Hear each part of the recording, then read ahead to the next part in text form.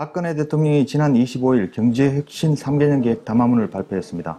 이 계획에는 정부가 앞으로 3년 동안 추진할 경제운영 전략과 과제 66가지가 담겨 있습니다. 계획의 내용을 크게 세 가닥으로 나눠보면 이렇습니다. 첫째, 서비스 산업 육성과 규제 개혁을 통해서 내수 기반을 확대하겠다는 것입니다.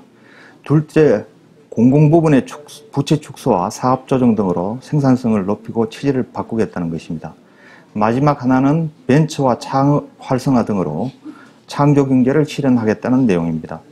대통령은 이 계획을 차질 없이 추진하면 임기 마지막 해인 2017년에는 우리 경제의 모습이 확실히 달라질 것이라고 했습니다. 고용률 70%와 잠재 성장률 4%를 달성해 1인당 국민소득 4만 달러를 바라볼 수 있게 된다고 했습니다. 이른바 474 청사진을 제시한 셈입니다. 그런데 여론의 반응은 시큰둥합니다.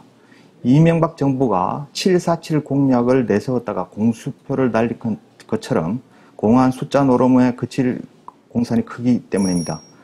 실효성에 의문이 드는 정책들도 많습니다.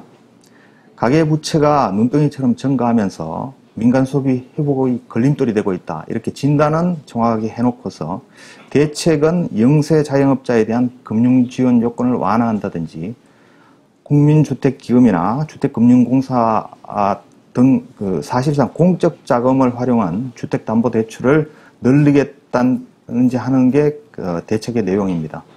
정부가 아무래도 주택경기 활성화에 더 신경을 쓰다 보니 이런 앞뒤가 맞지 않는 정책이 나온 것 같습니다.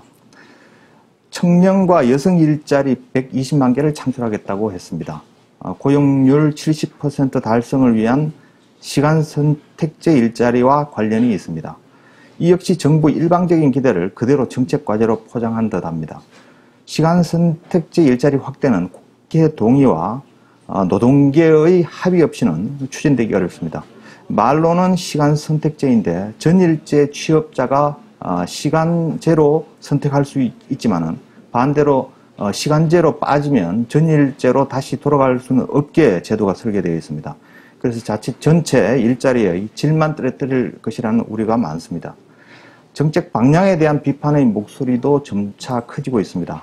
박근혜 대통령이 후보 시절에 핵심 공약으로 내걸었던 경제민주화나 복지 확대와 관련한 정책들은 대부분 실종되거나 대폭 축소된 반면에 보건, 의료나 교육과 같은 핵심 공공서비스 분야까지 시장화 또는 영리화를 촉진할 수 있는 대책들이 들어있기 때문입니다.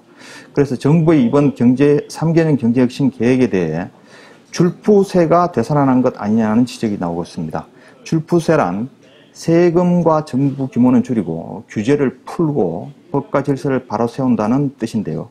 지난 2007년 17대 대선 때 당내 경선에서 박근혜 후보가 이명박 후보에 맞서서 내건 구호였습니다. 정작 실행은 17대에 당선된 이명박 대통령이 맡았죠. 하지만 기대했던 효과가 신통치 않자 18대 대선에서 나선 박근혜 후보는 다시 줄푸세와 거리두기를 하고 오히려 상극인 경제민주화와 복지 확대를 어떤 공약으로 내세웠습니다. 그런데 집권 1년 만에 박근혜 대통령이 줄푸세를 부활시켰다고 볼 수 있겠습니다.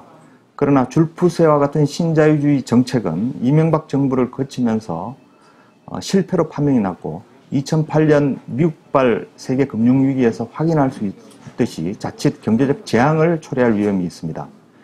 참여정부에서 대통령 정책실장을 지낸 이정우 경북대 교수는 줄푸세와 같은 신자유주의 정책에 대해서 경제를 망치는 대량 살상무기와 같다고 지적한 바 있습니다.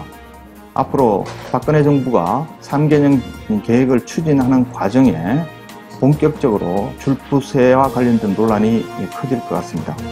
감사합니다.